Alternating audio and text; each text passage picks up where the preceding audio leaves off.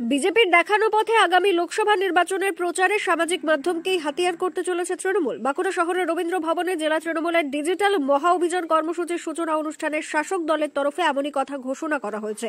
এই অনুষ্ঠানে উপস্থিত ছিলেন রাজ্য তৃণমূলের সাধারণ সম্পাদিকা চিত্রাভিনেত্রী সায়ন্তিকা বন্দ্যোপাধ্যায়, মন্ত্রী জ্যোৎস্না মান্ডি, জেলা তৃণমূল সভাপতি বিধায়ক অরূপ চক্রবর্তী, বিধায়ক মৃত্যুঞ্জয় মুর্মু, বাঁকুড়া পৌরসভার পৌর প্রধান অলকা সেন মজুমদার, জেলা ছাত্র যুব মহিলা সংগঠনের সভাপতি সহ অন্যান্যরা।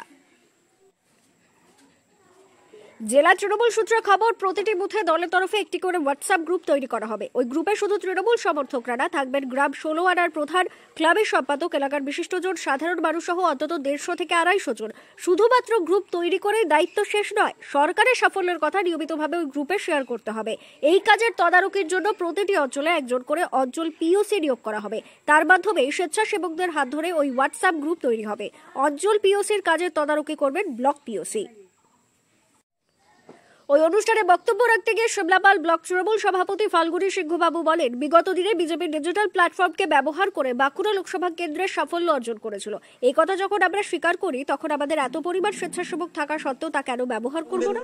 বিজেপির কোনো ওয়ার্কার দেখতে পাওয়া যায়নি, কিন্তু এই ডিজিটাল প্ল্যাটফর্মকে ব্যবহার করে বাঁকুড়া লোকসভায় কিন্তু তারা সাফল্য অর্জন করেছিল। কথা আমরা সবাই আজকে স্বীকার করি। যদি স্বীকারই করি, তাহলে আমরাই কেন সেই প্ল্যাটফর্মটাকে ব্যবহার করতে পারবো না? আমাদের এত ভলেন্টিয়ার্স আছে, আমাদের এত যুব শক্তি আছে। আমি রাজীব এবং তীর্থকে অনুরোধ করব, এই কাজটা যুব এবং ছাত্রদের সহযোগিতা ছাড়া কোনো মতেই সম্ভব নয়।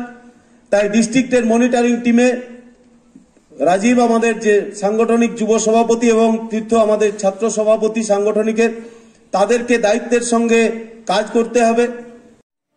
এ প্রসঙ্গে তালডাংরার বিধায়ক তথা বাঁকুড়া জেলা তৃণমূল সভাপতি অরূপ চক্রবর্তী বলেন, ভরসা করছি, কারণ গতবারে সোশ্যাল মিডিয়াটা ক্ষতি করেছিল।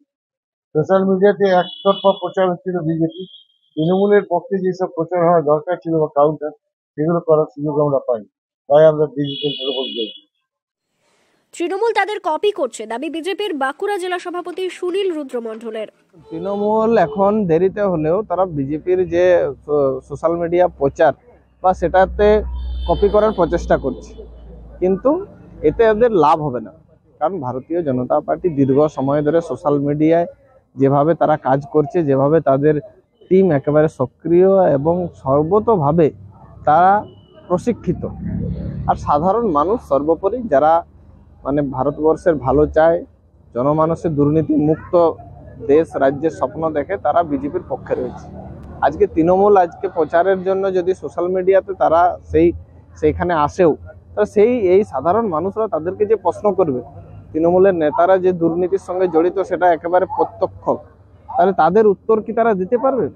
এক্ষেত্রে বরং সাধারণ মানুষের কাছে একটা হাতিয়ার হয়ে যাবে, যে তারা তাদেরকে প্রশ্ন রাখার সুযোগ পাবে, তাদের দুর্নীতির বিরুদ্ধে কথা বলার সুযোগ পাবে।